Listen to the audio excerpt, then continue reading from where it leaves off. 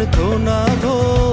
লক্ষ কোটি ভুল আর ত্রুটি করি ও মার্জনা গো।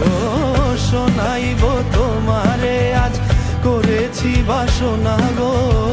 ঐরাবতের হৃদয় হতে ক্ষুদ্র এ রচনা। আমি কি করিব, কোথায় যাব, কোন সাধনে পাবো গো আরেকটি বার তোমারই দর্শন,